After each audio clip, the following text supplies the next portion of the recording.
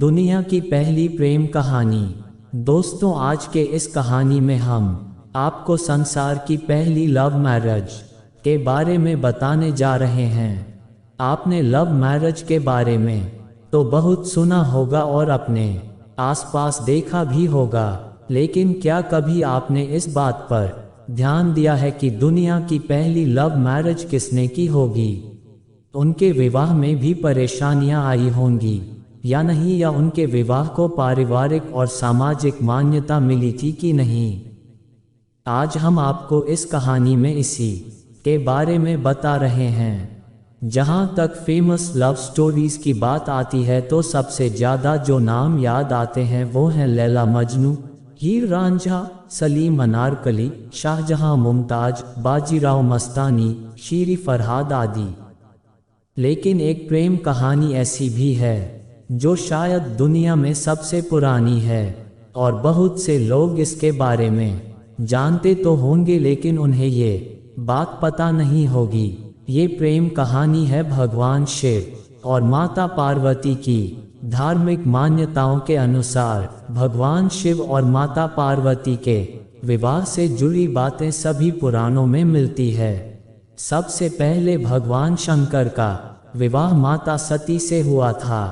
सती के पिता दक्ष ये विवाह नहीं करना चाहते थे, परंतु पिता ब्रह्मा के कहने पर राजा दक्ष ने बेटी सती का विवाह भगवान शंकर से कर दिया। भगवान शंकर को पसंद ना करने की वजह से एक बार राजा दक्ष ने भगवान शंकर को यज्ञ में ना बुलाकर उनका अपमान किया था, जिससे दुखी और नाराज होकर माता सती ने यज्ञ में कूदकर आत्मदाह कर लिया था। इस घटना के बाद भगवान शिव ने रुद्र अवतार लेकर राजा दक्ष का सिर धड़ से अलग कर दिया था। सती की वियोग ने भगवान शिव के मन में विरक्ति का भाव भर दिया और वे घोर तपस्या में लीन हो गए। दूसरी तरफ माता सती ने पर्वतराज हिमालय के यहाँ माता पार्वती के रूप में जन्म लिया। उस दौरान दैत्य तारकासुर का आतंक हुआ करता था। तारकासुर को भगवान ब्रह्मा से ये वरदान मिला था कि भगवान शिव के पुत्र के अलावा उसका वध और कोई नहीं कर सकता है, परंतु भगवान शिव तपस्या में लीन थे और पुत्र के लिए भगवान शिव का विवाह होना जरूरी था। उधर माता पार्वती ने भोलेनाथ को फिर से प्राप्त करने के लिए भोलेनाथ की तपस्या शुरू कर दी। सभी देवता भी यही चाहते थे कि शिव का विवाह पार्वती से होना चाहिए, जिसके लिए सभी देवताओं ने भगवान शिव के विवाह की योजना बनाकर कामदेव को भोलेनाथ की तपस्या भंग करने के लिए भेजा। कामदेव ने शिव की तपस्या तो भंग कर दी, लेकिन भगवान शिव ने क्रोध में आकर अपनी तीसरी आंख से उन्हें ही भस्म कर दिया। अब पार्वती ने तो ठान लिया था कि वो विवाह करेंगी तो सिर्फ भोलेनाथ से। शिव को अपना वर बनाने के लिए माता पार्वती ने बहुत कठोर तपस्या शुरू कर दी। उनकी तपस्या के चलते सभी जगह हाहाकार मच गया। बड़े बड़े पर्वतों की नींव डगमगाने लगी। ये देख भोले बाबा ने अपनी आंख खोली और पार्वती से आह्वान किया कि किसी समृद्ध राजकुमार से शादी करें। शिव ने इस बात पर भी जोर दिया कि एक तपस्वी के साथ रहना आसान नहीं है, लेकिन माता पार्वती तो अडिग थी।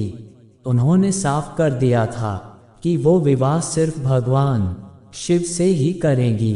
अब पार्वती की ये जिद देख भोलेनाथ पिघल गए और सभी देवताओं के बहुत अनुरोध करने पर भगवान शिव माता पार्वती से विवाह करने के लिए राजी हो गए। जब भगवान शिव बारात लेकर माता पार्वती के यहाँ पहुँचे तो इस बारात में हर तरह के लोग, गण, दानव, दैत्य, देवता, पशु, कीड़े मकोड़े, भूत, पिशाच और विक्षिप्त लोग बाराती बनकर माता पार्वती के यहाँ पहुँचे। ऐसी बारात को देखकर देवी पार्वती की माता डर गईं और उन्होंने भगवान शिव को अपनी बेटी का हाथ सौंपने से इनकार कर दिया। माता पार्वती ने देखा कि स्थिति बिगड़ रही है, तो उन्होंने भगवान शिव से अनुरोध किया कि वह हमारे रीति रिवाजों के अनुसार तैयार होकर आएं। उसके बाद भगवान शिव को दैवीय जल से नहलाकर पुष्प से तैयार कर माता पार्वती के यहाँ लेकर गए। जब भगवान शिव दिव्य रूप में पहुँचे तो पार्वती की माँ ने उन्हें तुरंत स्वीकार कर लिया और ब्रह्मा जी की उपस्थिति में विवाह समारोह शुरू हो गया।